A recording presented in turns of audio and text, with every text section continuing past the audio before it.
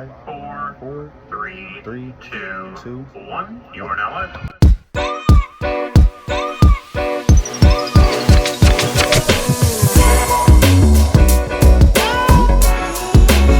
And thank you for having me, Kobe. This is fun.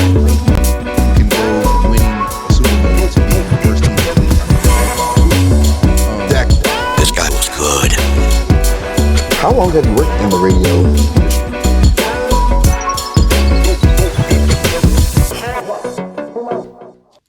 What up? What up? What up? Of course, it is your boy, Call Me Crazy, aka Kobe Nasir Wallace, and I am back again with another episode of the Crazy Talk podcast. Y'all have been asking me, Kobe, stay consistent. Kobe, stay consistent. Keep dropping. And bitch, I'ma keep motherfucking dropping.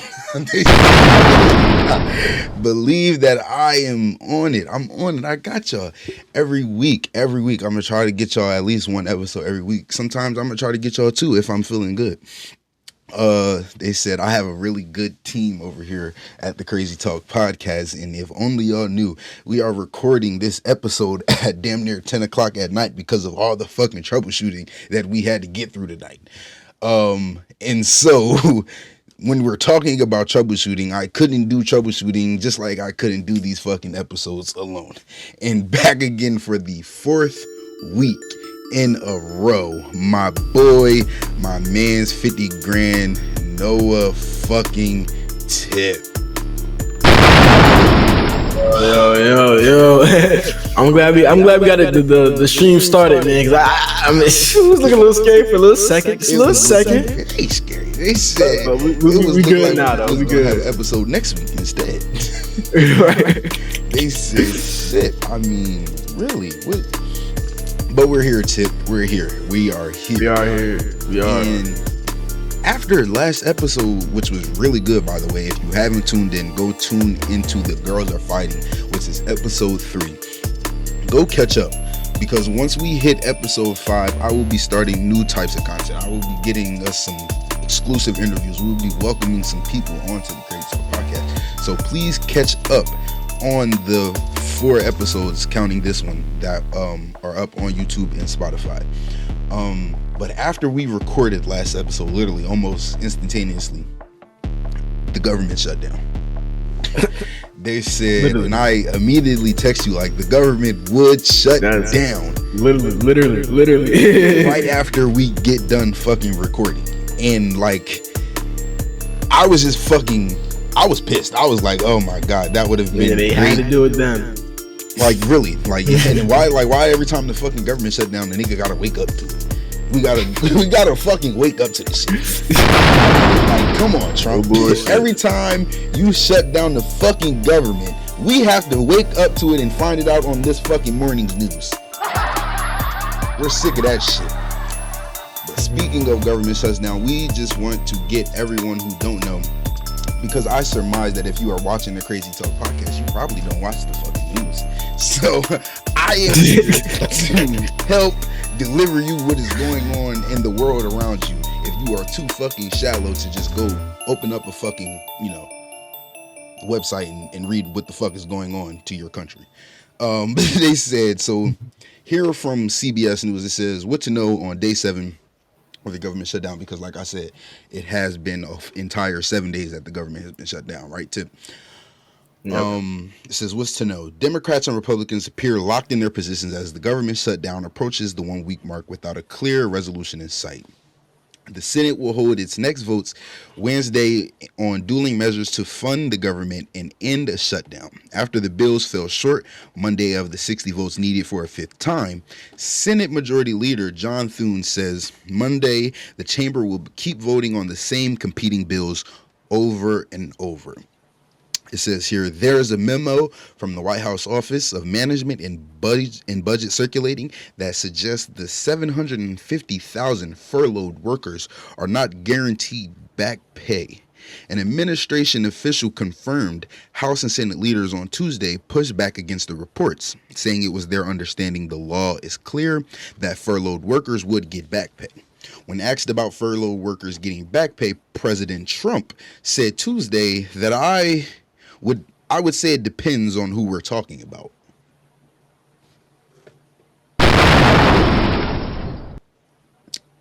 I'm gonna read that part again. President Trump, when speaking about a law that is written in concrete about furloughed government workers, and if we don't know what furloughed means, that means they have been either let go or they are kind of like out of work while the government is shut down, right? They aren't guaranteed back pay. He says that basically he's saying they aren't guaranteed back pay when by law they are. He's saying here, I would say, quote, I would say it depends on who we're talking about, end quote. All right. Tip, I want to know, because as we talked about in previous episodes, we are both kind of not happy with how Donald Trump's second term is playing out. I wouldn't say that either of us were necessarily happy with how his first fucking term turned out. But this one is uniquely different. And it seems like all the things that he'd wanted to do in his first term, all the defiance and kind of confusion he wanted to cause in that first term, he is getting it done in this one.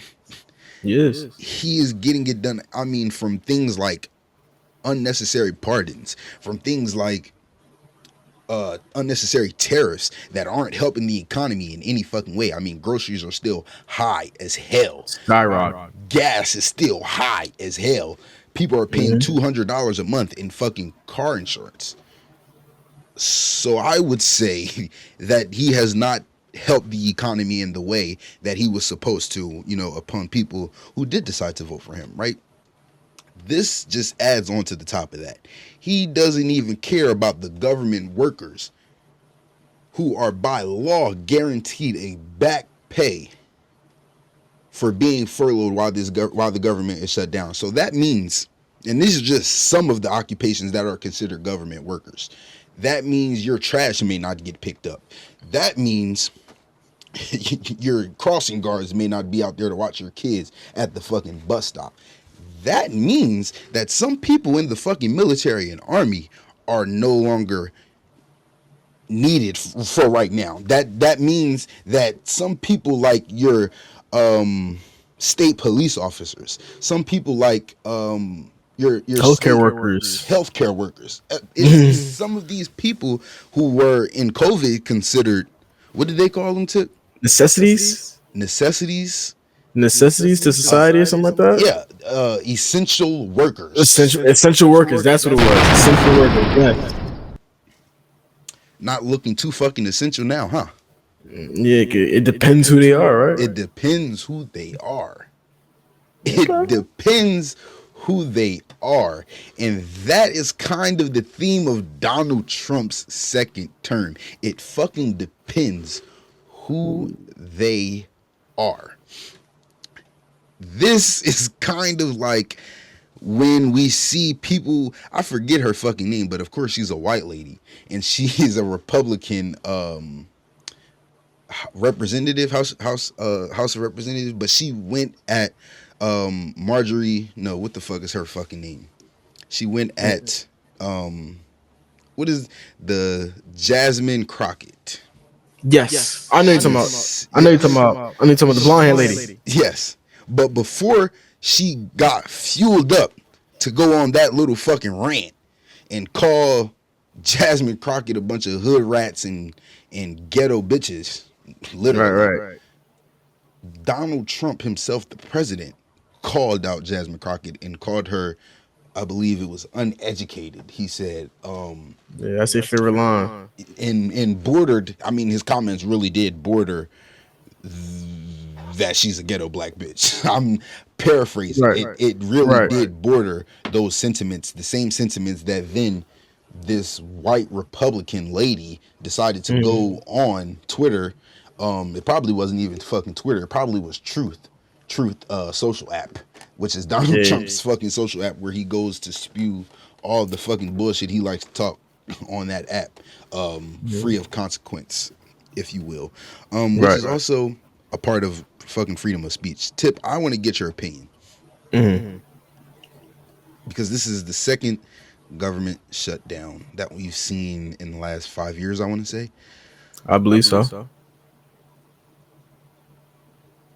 is this only? Are we only going to continue to see government shutdowns when it comes to economical issues? When it comes to issues of budgeting and issues of finance in America? Why is it that we never see a government shutdown when there are riots going on all across America, and they don't know how to figure out, how to pass these social laws? Why, when it comes to a financial bill, do we have to shut down the government? And now, because I just had a conversation with someone earlier, when I looked at my fucking check, the government don't look shut down to me. Because they still took that motherfucking money on up out my check. So I'm trying to figure out, why is it that only the government gets shut down when it comes to a financial or economical problem? What's your opinion on that? Oh, the first thing is, what rules the world? You know what I'm saying? That's money. That's money on. Um, do I think this is gonna be something that's reoccurring? Probably. I mean, you got two in the last 5-6 years. Yeah. I mean, honestly, this is a trend towards a direction where it's gonna happen again. I mean, and for it to be over bills and little stuff like that, where it just can't get agreements on or nothing like that. That shows the type of government that's being ran right now. Yeah.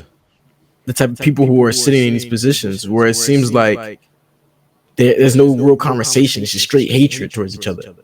Calling people out the name, saying people are uneducated. Like, come on, yeah. Like, these are supposed to be represented. These are people supposed to represent the people.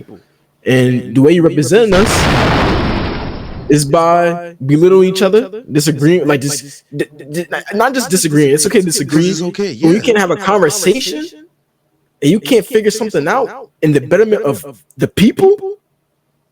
Because let's make this clear, right? Right.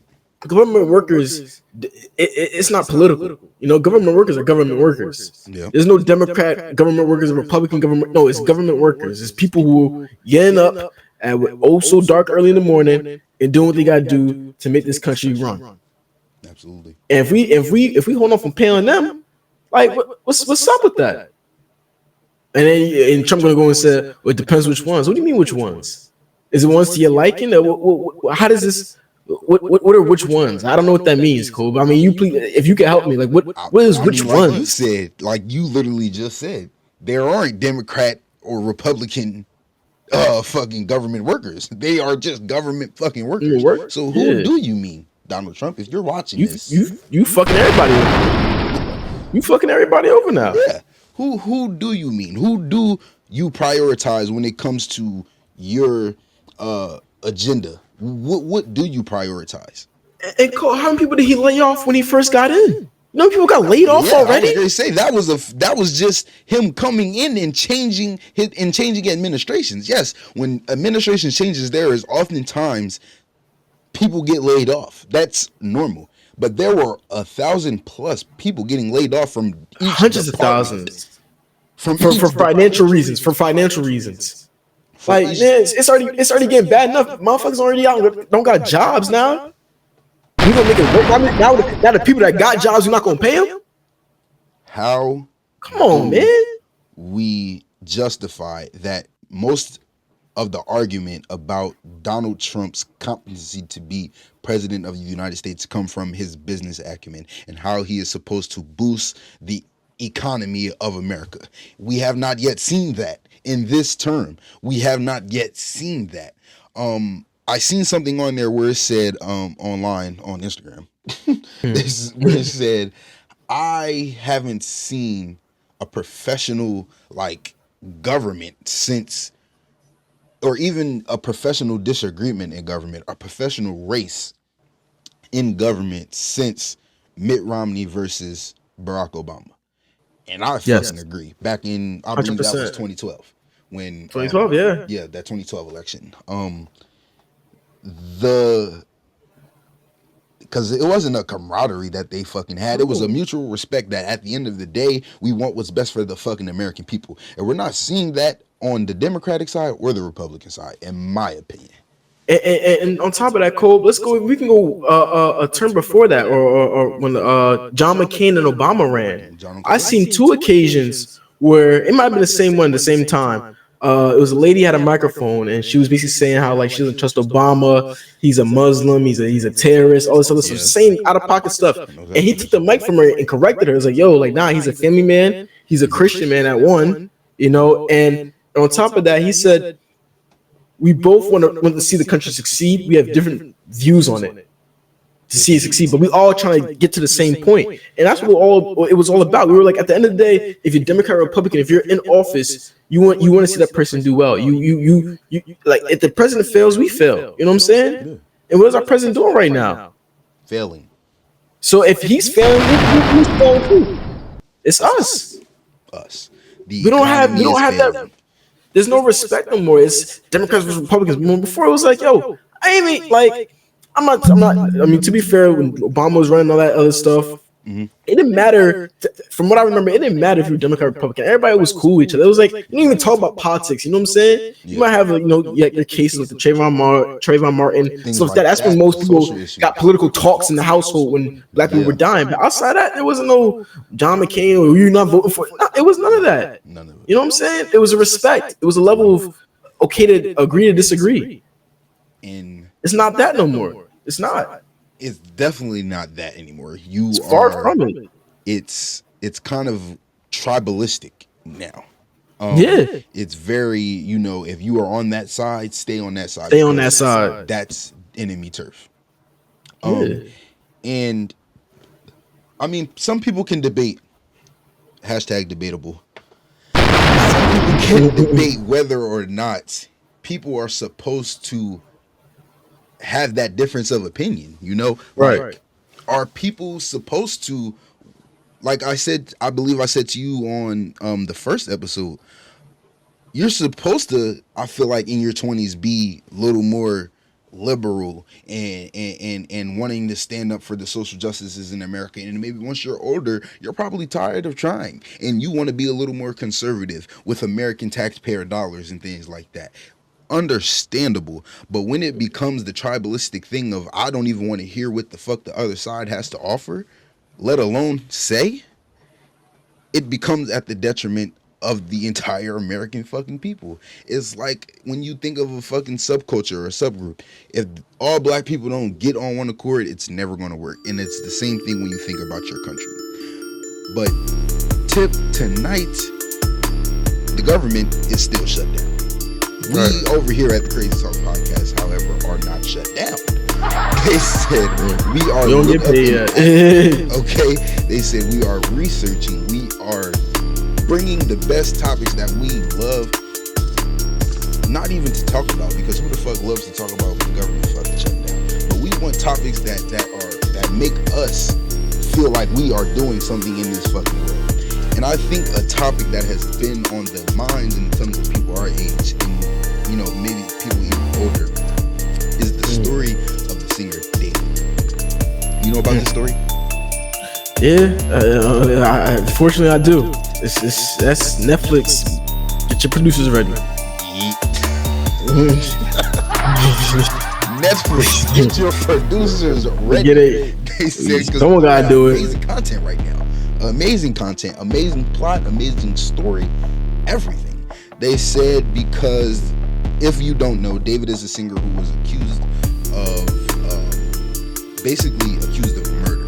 And I'm not even sure if he was really accused. I'm going to read the official report a little bit, but I kind of just want to talk about the kind of the reception around the updates or the reception around the news breaking. When the news broke, no one was talking about who he was or trying to figure out who he was. They was just like, oh, he killed. A barrel was found in the back of his fucking car. End of discussion. We didn't want to know who the girl was. We didn't want to know how old she was. I mean, we ended up finding out all of this. We ended up finding out who she is, how old she is, right? But at the beginning, I want to talk about when it first hit the blogs and press. This was kind of like a flash in the pan type thing. I think people thought, okay, another kind of cult-like singer doing weird shit on brand. And as the story began to unfold, people are really now diving into why the body was found, how the body was found, who the body was, and how this connects to the singer David. I'm going to read here. It says, Hollywood home at the center of the investigation into the disappearance of the death of 15-year-old Celeste Rivas Hernandez has been vacated by singer David. As we all know, this is in California. This is in the heart of Hollywood. Hollyweird. They said this is in the heart of fucking Hollyweird. It says here, but the home that all of this is alleged to have taken place has been now vacated by the singer. It says his real name is David Anthony Burke, and his manager, after police raided the $5 million mansion, the owner of the property told SF Gate that his tenant, John Marshall, who is David's manager, broke the lease just days after the Los Angeles police were seen taking computer and other items from the home. It says, here's a quote, too. It says, I did not know David, nor was I aware that he was living in the house, says the owner of the house. Just like how the owner of the car, David, was nowhere near the car when it was found. Hadn't driven the car in months. Hadn't occupied the car in months. But the car was found, and it had a body in the back of it. Right? But now getting into more of the disappearance of Celeste. It says Celeste was reported missing from her Lake Elsinore home in April of 2024. We are in October of 2025, mind you. April of 2024 when she was 13 years old. Now, I'm no mathematician.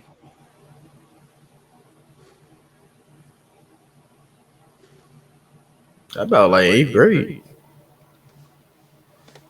Yeah, it probably is about 8th grade, right? But I am also no fucking mathematician. But if she, in April of 2024, okay, so let's do this. April of 2024. How the fuck is she 15? Maybe she's 15 now. Okay. Yeah, she's probably 15. She's 15 now. But it's only October of 2025.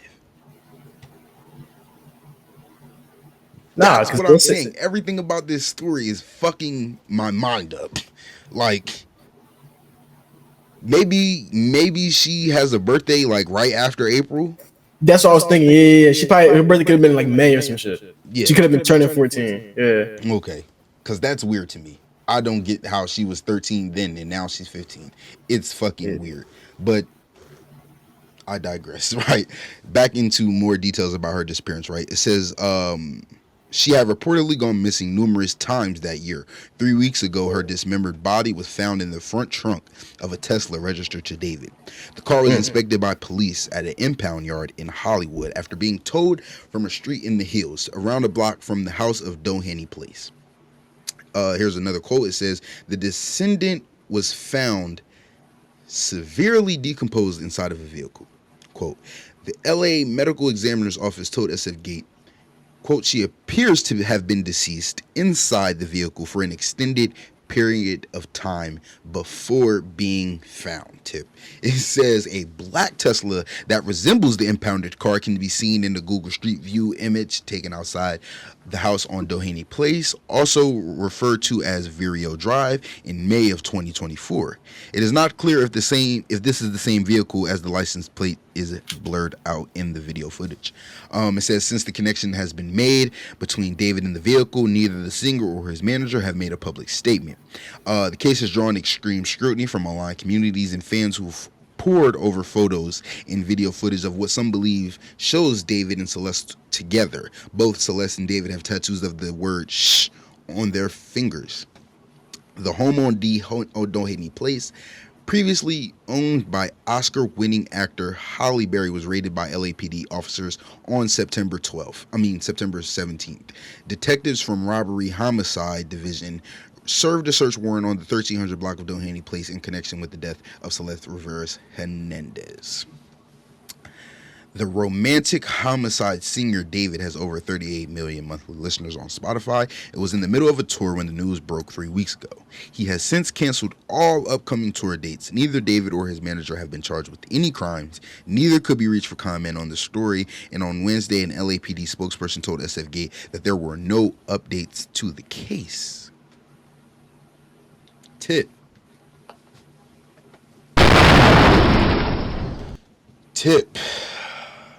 This is a story that is built like a fucking onion because it has too many goddamn I mean, where do we start? Where do we start here? Do we start at why the fuck a 13-year-old was with a 20-year-old? I believe he was at the time. Yeah. Do we start with where the fuck are her parents? Do we start with where was this car just sitting at for all this time and no one saw nothing, went to check the car, no one tried to break into a Tesla just sitting for days and months and weeks, no one smelled this body decomposing in this car? Yeah. I got a lot of questions because you said in the report that the car was shown in like a Google Images. Car is still parked out in 2024. So it means the car been sitting there for a minute. I want to show you the Google image that they received from the car. This is the car that popped up on the Google, and it's not even a Google. This is the surveillance footage from the house on Doheny Place that was searched. Right. So this is technically the home surveillance footage of David and his manager when they currently occupied the home. I want to show the audience first, and then there you go, Tip. Okay. All right. So yeah, it was damn. That's like pretty much out in the open. Yeah, it looks like you have to drive down this road to. You got to see it. Like I'm sure someone would complain at some point. The car is parked right there for. I'd assume someone would complain. I mean, no, definitely. I know my neighbors would. That the car was ticketed several times. Yeah, that shit. I mean, it was reported the car was ticketed several times. So when these people are going to ticket this car, they don't smell nothing. That's what I'm curious. That's what I was curious too, because I mean, they said the body was decomposed for some time now. They didn't give an estimated date, but I would assume it maybe, let's say, 2 months. Yeah. I mean, I've smoked a dead body before. That stench ain't like some like regular shit. Like it's not like that shit. You can smell that shit a block away. Like that shit's a strong stench. And then LA, nigga, it's hot as fuck. Mm-hmm. That shit, like, come on, cuz like, there's no way, bro. Like, there is no way that anyone is convincing me no one saw anything. There is no way that there is surveillance footage next to this place that caught this car, but they didn't catch anything else. There's no one convincing me that, coincidentally, him or the manager haven't been charged yet with anything. Now, this could be chalked up to good police work. Maybe they're not trying to jump the gun, but I doubt that's what's going on. I doubt that it's good police work, and which is why we don't have the facts on this case yet. I think when we talking about her disappearance in the first place, she had gone missing a few times before the initial disappearance that led to her death. Where was she found in those times she disappeared? I think it goes back to, again, where the fuck was her parents? I mean, that's the main thing. If you got a kid that's running away and doing all this other stuff, mind you, she's not young. She was reported missing at 13. Yeah.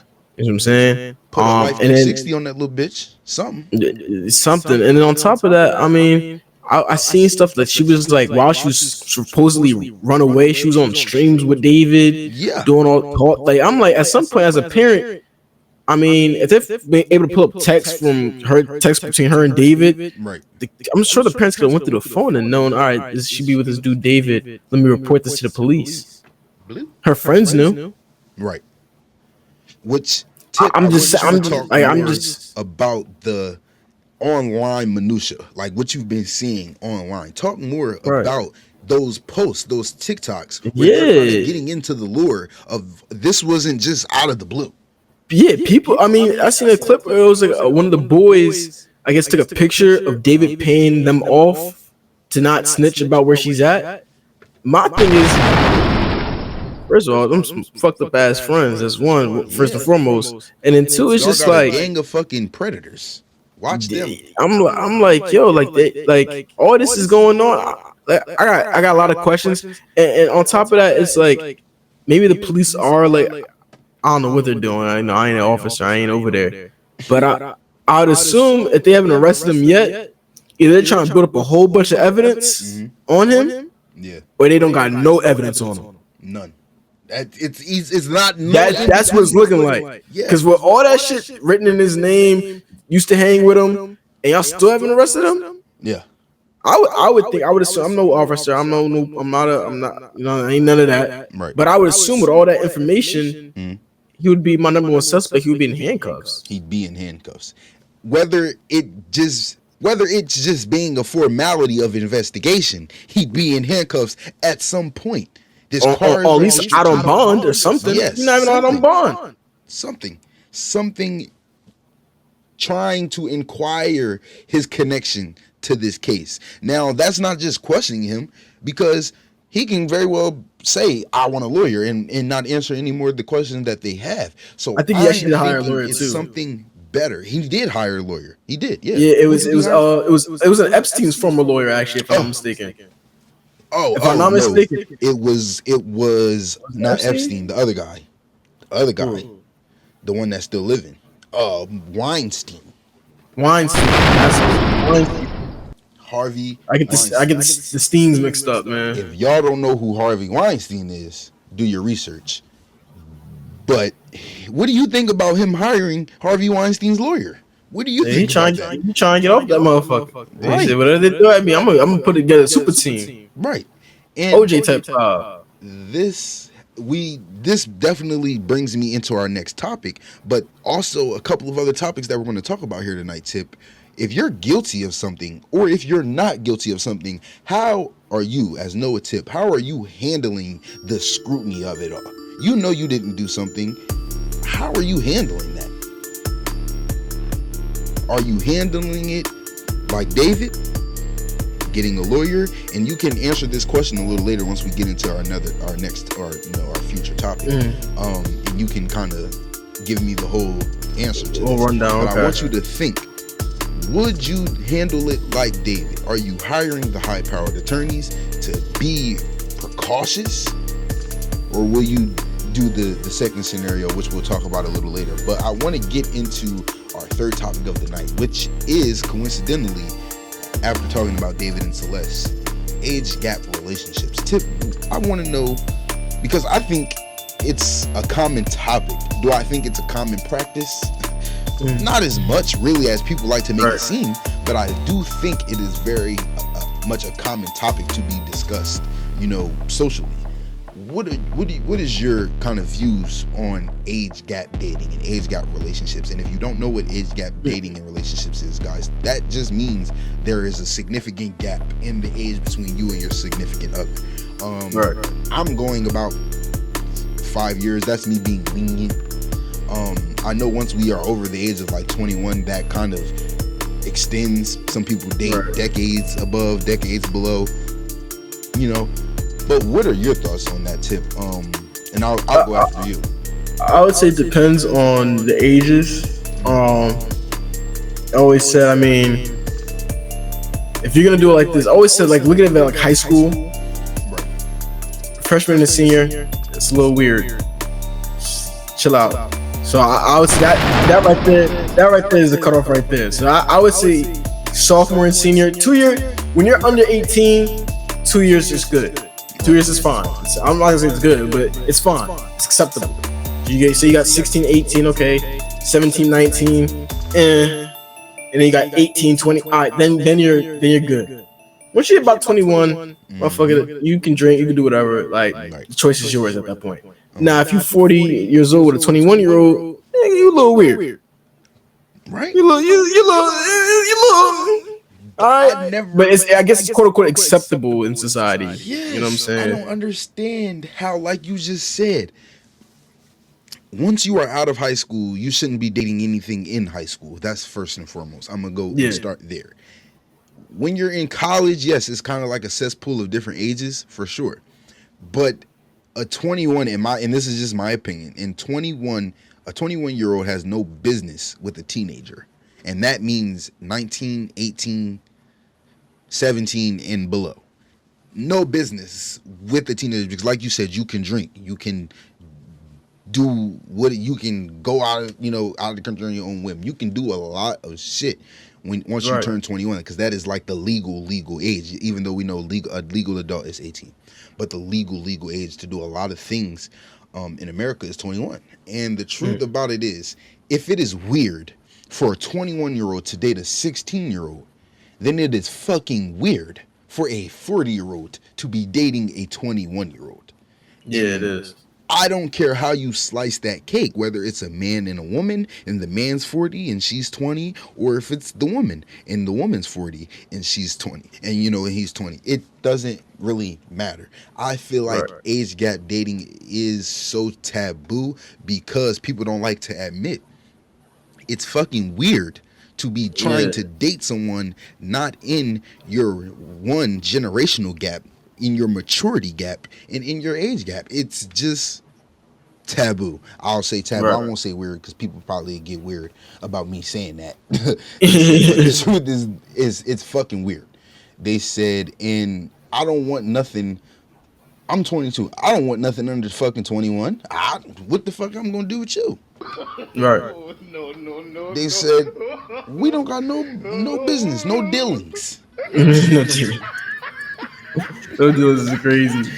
No fucking dealings, please. No fucking dealings. But now that we've got that off our chest, Tip, I think that we should talk about something a little more interesting. I think for the last year and a half, going on almost 2 years really, this has been dominating social media. It has been dominating pop culture. It has been dominating hip hop culture. And that is everything Sean Diddy Combs. He was sentenced just recently. I believe it was Sunday, either Sunday or Monday. He was officially sentenced. I'll read this report here. It says, oh, man. It says, Sean Diddy Combs is woo. Yo, I can't even read shit when it comes to Diddy because some of the shit is just so outlandish. I feel weird saying it. Like, I feel weird talking about it, but here is what we know about Combs getting sentenced. Okay, so Sean Diddy Combs has been sentenced to 4 years and 2 months in prison for his conviction on 2 counts of transportation to engage in prostitution. He must also pay a $500,000 fine. Combs speaks at his sentencing. He addressed the court earlier, and he begged the judge for mercy. He's calling his actions disgusting, shameful, and sick. Combs apologized to the victims and all the victims of domestic violence. The defense response, Brian Steele, shot Brian Steele. I'm too geeked for the guys. He said a defense attorney for Combs slammed the judge's sentence as un-American. He still told CNN he thinks the sentence sends the wrong message and argued that Combs was sentenced for conduct the jury did not find him guilty of. that was basically the end of kind of like live coverage on the sentencing. I kind of just want to get into wrapping this story up because we are finally here at the end, if you will, of this story. Tip, it has been going, like I said, it's been going on for years. What is your opinion on everything Diddy? Like you said there in the report, Brian still feels like this is un-American. He feels like his client is being sentenced for public opinion, basically, and not what he was convicted for. What do you say to that? Then he got like a 5-year bid, right? Yeah. What time served? Niggas be going 5 years for some weed, nigga. Keep that nigga in the cell.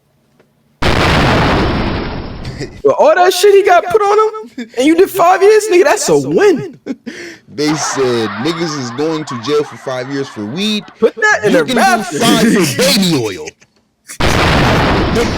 They said you can do your 5, stand 10 toes down, and you probably have a little fun, Diddy, if you just let yourself go and relax. They said, I mean, due to your sex capades, you might have a little fun in there. You never know. You might. Hey, to each his own. To each his own. Diddy, we are sick of talking about you. You have finally been sentenced. I do want to ask you, what were your thoughts on people like Carisha writing the judge? If y'all don't know who Carisha is, Young Miami, writing the judge kind of like character letters. We've seen all of his kids kind of make a statement. We've seen people, but on the flip side of that, we've also seen people like 50 Cent send in letters to the judge, kind of in reverse of that. This nigga 50 Cent literally sent a letter to the judge saying that Diddy is a menace to society. Fears for his life if Diddy is free to walk these streets. Talk about petty. It'd be funny. I mean, I'm not surprised with the family and people around them putting in letters, character letters. Like, all right, that's normal. Like, that's people's pops. Like, I get it. You know what I'm saying? I can't fault them for that. Is your pops a little freaky? Yeah, but I guess, you know, that's still your pops. So niggas gonna ride for their family as they, well, I don't know for my dad if all them shits come out, but yeah, to each his own. Yeah, I don't know, but you know, I'm not surprised that people did it. I'm not. You know, they gonna ride for their family. 50, funny as hell, out of pocket. He be trolling all the time too. Like, this shit dead entertaining. But yeah, I'm not like, you know what I'm saying, Cole? It's just like, I get it. No, I get it. I think we are all kind of not even shell shocked. We are all kind of fatigued, jet lagged when it comes to this plane ride of Diddy. We're off. And Diddy, do your time. Serve it. Come back out, be productive in society, or don't. We don't give a fuck. They said we don't give a fuck if you are productive. If you want to come back out and be on that same shit you was on that landed your ass in there, do so. But no, it's going to come with more consequence.